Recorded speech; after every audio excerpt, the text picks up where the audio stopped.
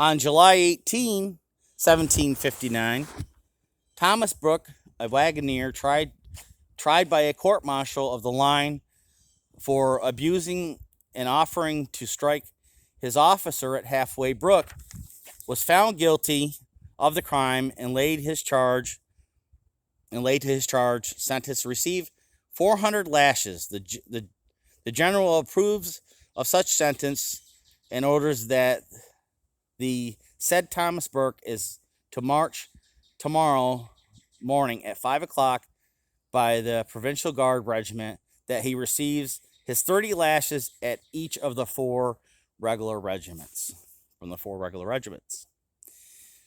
Ian Steele's book, The Betrayals, page 5, figure 1, the Albany-Montreux Corridor, 1749 to 1757. Once again clearly shows Wood Creek, flowing just southeast of Fort William Henry, which turns into Halfway Brook. See Steele and Fred Anderson for that. Published only 8 years after the American Civil War, and we were just talking about some of the Civil War maneuverings and some of the military things that happened then, and how they coalesce, or how they interconnect with one another as far as military maneuverings and successful advance of a military guard. And B.C. Butler's From New York to Montreal, 1873, which was only written about 8 years after the Civil War, Chapter 7, Lake George. The route from Glens Falls to Lake George is by stage and plank road. At Halfway Brook is a site of Fort Amherst, built by Colonel Payson, Paysen, in 1759, also known as the 7-mile post. What he's referring to, once again, which we were just talking about a few minutes ago, is where Route 9, Fort Amherst connects, and Halfway Brook, because Halfway Brook flows east to west and flows right underneath Route 9 toward Fort Amherst, and which would have been Fort Amherst at that time. We know it as Fort Amherst Road now. Below Brown's halfway house was a stockade built. This is the same reference, Butler. Below Brown's halfway house was a stockade fort built by Major West, with 2 moats and a bastion. A mile beyond was an entrench built by Colonel Foster in the same campaign. These were intended to protect the passage of supplies from incursion of Indians and French. July 30th, 1758, a train of 40 wagoners loaded with commissary stores and guarded by a lieutenant and 40 men was leisurely proceeding to Lake George, accompanied by settlers, traders, women, and children. They were attacked by Lecorne, commanding body of French. And Fred Anderson's People's Army, once again, demonstrates additional information about Halfway Brook. Anderson writes several times before about the location. On the 20th of July, a small provincial scouting party was ambushed, nearly wiped out near Halfway Brook. 9 days later, enemy raiders struck supply train near the Halfway Brook location. Amos Richardson once grappled with a spell of hard fatigue cutting timber at Halfway Brook. He worked all day as hard as we could work.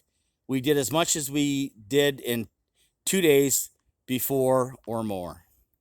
On July 20th, however, Holt, Richardson, and Foster were personally involved in a skirmish with the enemy raiders near Halfway Brook, in which more than a score of soldiers were killed.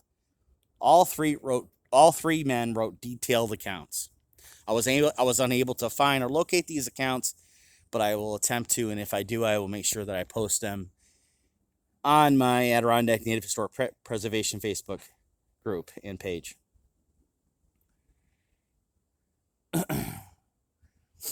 So in a short time later, they narrowly averting rebellion among Massachusetts men or troops belonging to Colonel Tiffany Ruggles' regiment at Halfway Brook in August of 1758.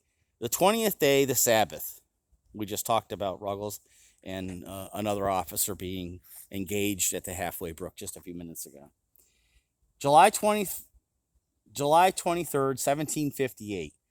60 Massachusetts provincials from Colonel Thomas Doty's DOTY regiment club firelocks and marched off from Halfway Brook after some sort of affront by regular officers under an officer by the name of Captain Charles Cruikshanks, and I'm going to spell that for you: Cruikshanks.